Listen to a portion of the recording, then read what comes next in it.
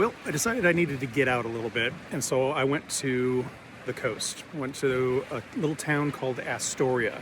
On my way there, I stopped by Cannon Beach, which is a very cute and very touristy sort of place. Haystack Rock is there. There's some restaurants, shops like that, and I just spent some time just kind of sitting around. But I've been thinking this last week about how I want to spend my time. And it's really interesting, when you have a lot of free time and you are prone to things like anxiety, it gives you a lot more time to be anxious.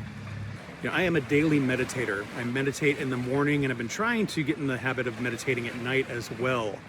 And the whole point of meditation is to not live in the past or the future, but to be present now.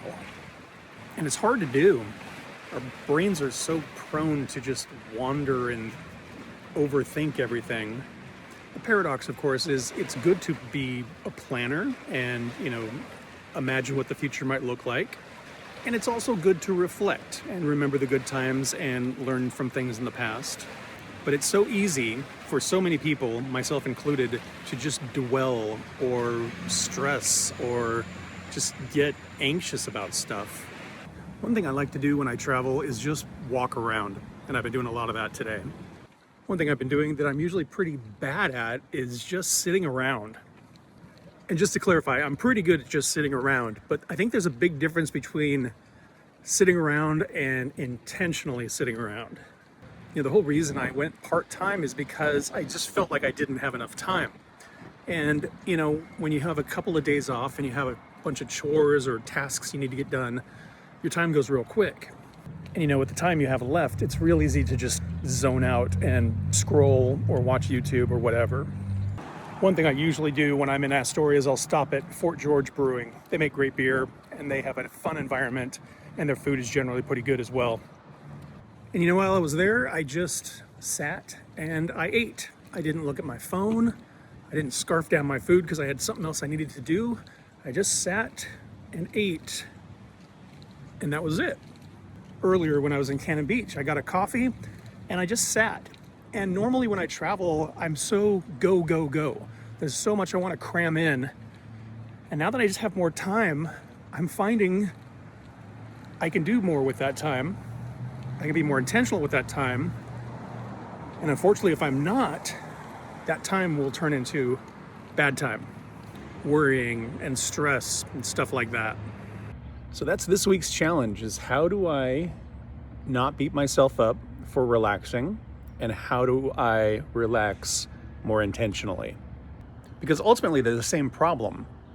If you relax unintentionally, if you just sit and scroll or just stare at the TV for hours, then you are unproductive, but in a unproductive way.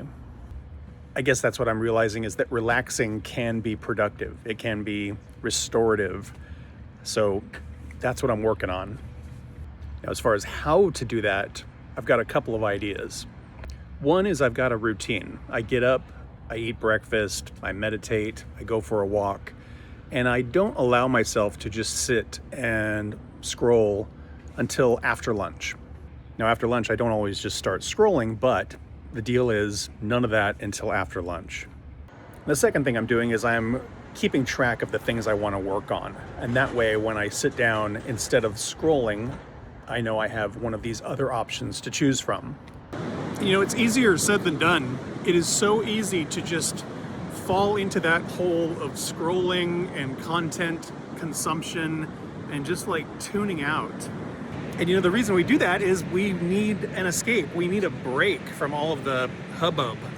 So finding activities that are intentionally refreshing and nourishing, like meditating, creating art, just sitting quietly, really. I don't really have a plan. I guess I have more of an intention. So we'll give it a shot and see how it goes.